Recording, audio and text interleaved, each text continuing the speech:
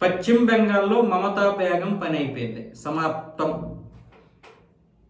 ఏ రోజైతే మనం ఎన్ని రోజులకైతే మనం పోరాటం చేశామో, ప్రార్థనలు చేశామో, కలకత్తా కాళికామాత మన యొక్క ప్రార్థనలు వినింది. ఆవిడ యొక్క దౌర్జన్యాలకి అంతం పలికింది, సమాప్తం పలికింది. ఈరోజు పశ్చిమ బెంగాల్లో ఆవిడ యొక్క రౌడీలు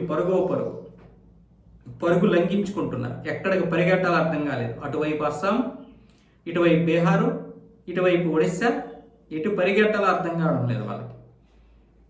పశ్చిమ బెంగాల్లో మమతా బేగం 4వసారి అధికారంలోకి వచ్చి ఉన్నటువంటి రోహింగ్యాలందరికీ చట్టపద్ధతి కల్పించేద్దామని చూసింది. ఈ ఓట్లు తీసినటువంటి వారందరికీ కూడా మళ్ళీ చట్టపద్ధతి కల్పించి వీళ్ళందరికీ ఇంకా రేషన్, ఇల్లు అన్నీ ఇచ్చేసి ఇంకా జనాభాని పెంపొందించేసి ఒక్కొక్కడు 10 నుంచి 15 మందిని కనాలంట. అలాగే జనాభా పెరుగుతారంట. అసలు పశ్చిమ బెంగాల్ ఎలా ఉంది పరిస్థితి తెలుసా? ఒక బంగ్లాదేశ్తో కలిసిపోయిన విధంగా ఉంది. అందుకే జనాలు కూడా చిరాకెత్తికిపోయారు. ఏం దారుణాలు, ఎన్ని దారుణాలు! ఒక ఆర్జీకర్ ఆసుపత్రి సంఘటన చాలు దేశం మొత్తం కూడా కదిలించేసినటువంటి పరిస్థితి. సో ఈ నేపథ్యంలో ఇప్పుడు పశ్చిమ బెంగాల్లో బీజేపీ వచ్చింది కాబట్టి 152 స్థానాలు వచ్చేసాయి. 152 స్థానాలు మనకు వచ్చేసినట్లే బీజేపీకి. 148 మ్యాజిక్ ఫిగర్.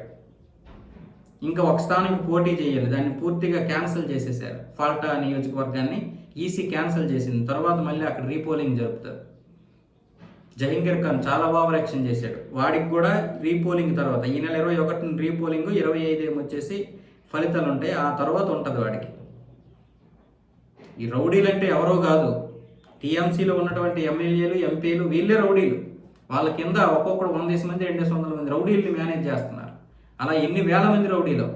స్వతహాగా పశ్చిమ బెంగాల్లో మమతా బేగంకి 7,000 మంది రౌడీలు పనిచేస్తూ ఉంటారు అక్కడ.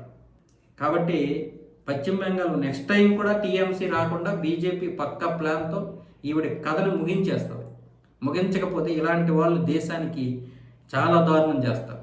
ఇలాంటి వాళ్ళని కాదు. అందుకే నేను ఏమంటున్నానంటే, ఇలాంటి రాష్ట్రాలన్నింటినీ కూడా కేంద్ర ప్రభుత్వం కేంద్రపాలిత ప్రాంతాలు చేసి ఎన్నికలు చేయకూడదు. ఎన్నికలు జరపకుండా ఉండాలి.